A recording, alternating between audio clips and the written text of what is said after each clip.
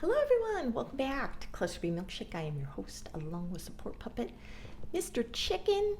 Double, double McGum, yeah. Today we're going to talk about ruminating and the narcissist. So I'm going to talk about what I ruminate about, and then you can share what you do, okay? So rumination involves repetitive thinking and dwelling on negative feelings and distress and their causes and consequences. The repetitive negative aspect of rumination can contribute to the development of depression or anxiety and can worsen existing conditions. So, narcissists already have depression and anxiety. Comes and goes with the flow. Just like all feelings are fleeting. I was, the other day, I'm totally fucking fine. Nothing is going on in here. I'm super focused on my shit. Sometimes I will have a feeling of everything is fucking great, and I believe in the moment that I'm going to be holding on to this feeling, and then a fucking intrusive thought will come up, and then I will start ruminating about past events. This can make me either resplit my person black and only think about shady shit about them, or I'm going to get sad and depressed, and then I'll have these tiny little bouts of crying. I ordered some St. John wort. I am sick of this shit. I've taken St. John wort in the past, long time ago, and it totally fucking flatlines my feelings. I don't know what it does for other people. Sometimes it kicks in their neurotransmitters to all those positive feelings and stuff like that. But with me, there were no more tears, motherfucker, and I felt absolutely nothing. So let's hope for some something good to come out of that. Anyway, all right, so we will ruminate over past events, shame over looking bad. So we can even tap into like a super old memory and then remember like we were embarrassed or some shit, and it will just fuck with me. Oh my God. Something so stupid as in talking up a restaurant, and I was going to take one of my suppliers out to lunch because he was going to a different store. And I was like, oh, cool. Well, there's this really cool, Italian restaurant. And so I'm talking up the motherfucker. But when the day comes, we went to some shitty dive place because I'd never been there. And he brought his wife and shit. And so we're sitting at the shitty place.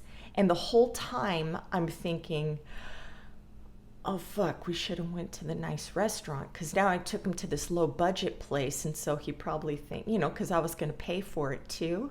I feel like a fucking dirtbag. A dirtbag. This is when my firstborn was fucking like 2 years old. And he's 28 now. And I still think of this. Okay.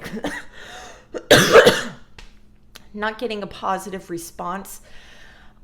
Another thing, when I was younger, I was at a customer service event. And this is a whole bunch of fucking people here, dude. And this woman's going around saying, if you could be anything, what could you be? And I said, I would want to be a man so I can see what it feels like having sex as a guy. Well, me having no fucking filter, I'm saying this in a employee environment. It was a customer service event, and I said this shit. I did not get the response I wanted. I wanted people to laugh, and they looked at me like they were embarrassed for me. Fuck. All right. Or not looking bad enough. So this is when our shame will come up. We want to hurt someone or look like a deviant or something, and we just end up looking fucking stupid and embarrassed. Feeling weak and regret not tearing someone apart. This is me thinking that I let this fucker off the hook. Now I regret not letting my toxic traits fly and really hurting this person or getting them back in some fucked up, insecure, low self-esteem way. And me masking it as I'm better than you, I'm better than you, I'm a better punisher than you, you know. We'll ruminate over negative childhood events, things that we did not get in the past. We feel fucking sorry for ourselves. The horrible things that I've done in the past. So I don't sit in regret, like I regret these things or whatever. I sit in fucking just shame-based, just lather me up like fucking in a mud wrestling contest. Just lather me up in shame, dude. Sitting in my own victimhood over things my past people did to me. So I will just be thinking of, how shitty my partner treated me when I was trying to do so well. And I will feel very broken. My heart is broken. So I'm sitting in my broken heartness. Secrets being kept about my feelings or shady events. So all of these things, if I'm doing shady shit and I'm keeping secrets, and I cannot, there's way too much shame to be able to express, I did this fucking bad thing. And I want forgiveness, but I am afraid that you're not going to forgive me. So I'm just going to keep this in myself and then possibly just push you away in the future. And this is where drinking, laying in the dark, all this shit is, and just cutting ourselves off from you and not talking to you about nothing. And then we're going to devalue the shit out of you because of our own self-hate. And then you leave, you're going to see us as the bad guy. And, and then we'll just be like, of course, yes, I'm the bad guy. I'm the bad guy. I'm the bad guy. All right. Then there's ruminating over the future. And this is going to cause us anxiety. So attending a specific event. So, like when I had to take my daughter to a concert, taking any of my kids to any play dates or parties, me having to go to a party with any of my partners, I'm just having anxiety just thinking about it the whole time. So because I've, read about mindfulness and practiced that shit in the past, if I'm aware enough in the moment, I'll be like, freak out when the day comes and just be in the present moment and deal with today, right now, right this second, and not when that event comes. Deal with the event when the event comes. I remember doing this when just fucking getting gifts for Christmas, planning kids' birthday parties, okay? Massive anxiety. This is why we will unconsciously also fuck up special events because of our anxiety. It is just off the fucking charts. That red line and the arrow is just fucking up everybody's day, life, whatever. All right.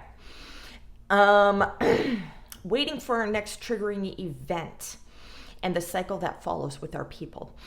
So I have experienced this myself, so now I understand how my people are experiencing this from me. So with borderline flavor, he also felt this way about me. He even told me, but I'm just like, I only see my own perspective of feeling this way about him. Waiting for the next event, waiting for him to get angry and knowing that we're going to get into a fight, we're going to break up. I'm going to have to cycle through a lot of verbal abuse or whatever, or punishments or something before we come back together. I would feel this way when my partner was venting about something that was bothering him when he was drinking. I would be worried.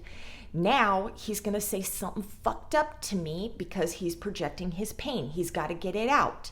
And I was the only one there. So I'm fucking, worried.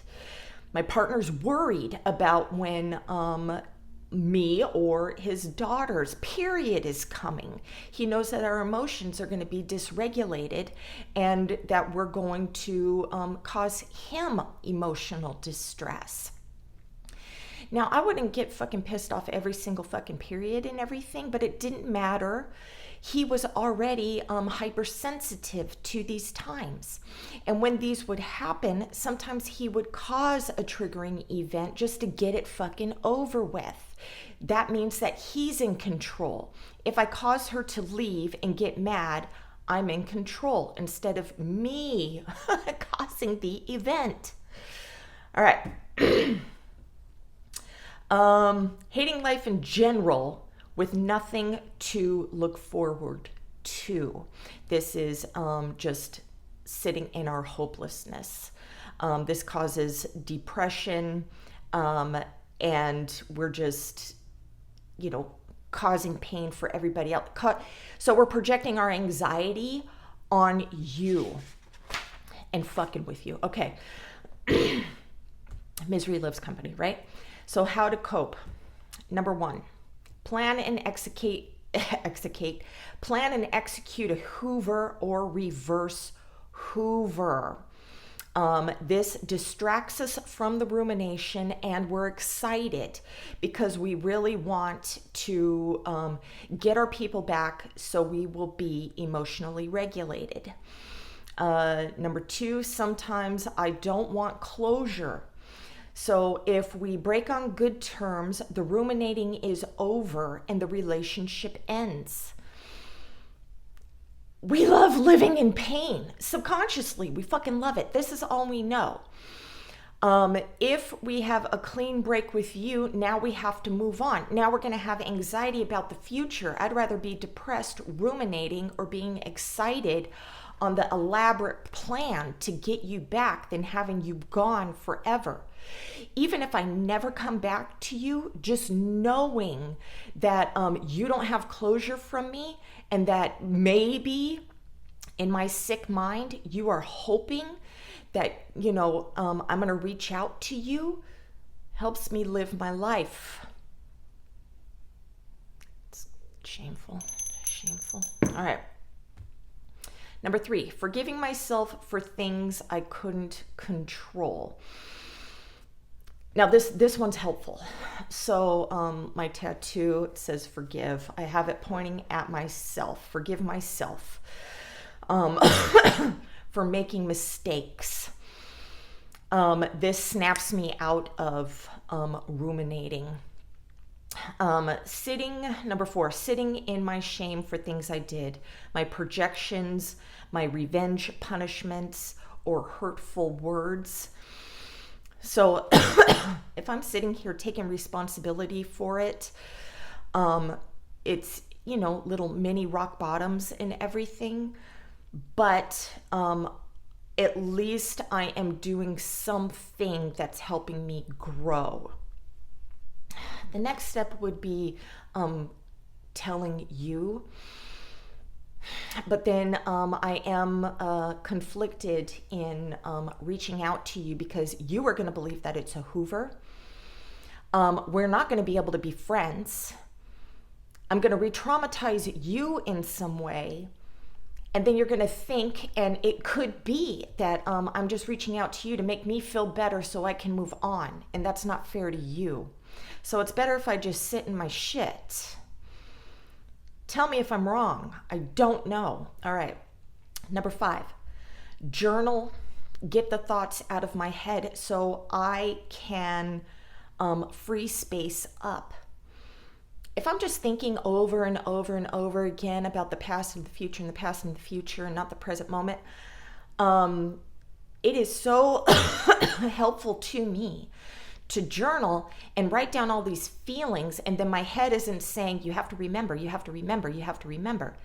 It's like I can set this shit free, and then if I need to remember, like if you start thinking about the good things of the past and you forget the bad things, at least you can go back into the journal and be like, do I really want to go back into this relationship because there was so much bad that was never getting resolved?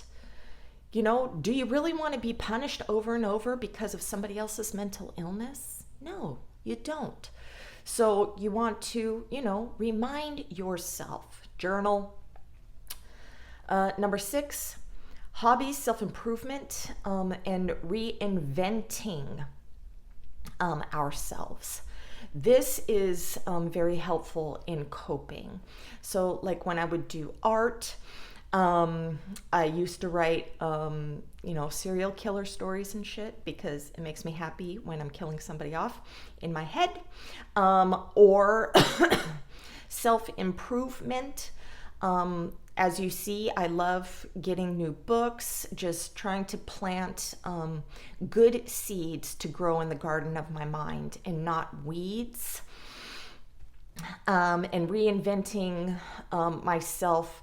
This could also be things like doing things I've never done before in the past that I was very fearful of. So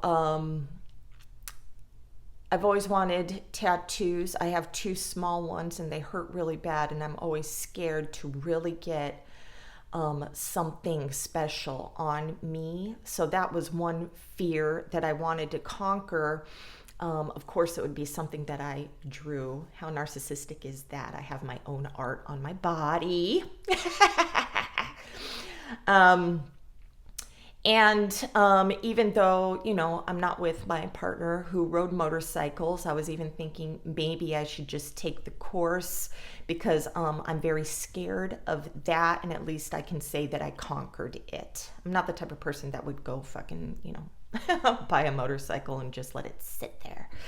But, just these little things. Number 7 would be the negative coping mechanisms, which would be drinking, drugs, porn, gambling, cheating, projecting, pushing away partners, even getting new partners just to punish them because we can't punish our original partner.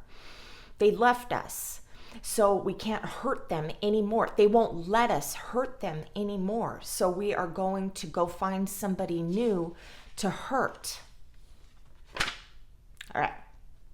So I hope that was helpful. If you have any other helpful tips, things that you have done, or, trouble with your own ruminating, definitely mindfulness seems to be the answer. So we don't live in the past and be depressed in the future and be anxious. And I'll let you know if that St. John's wort works. All right. Have a nice day. Namaste.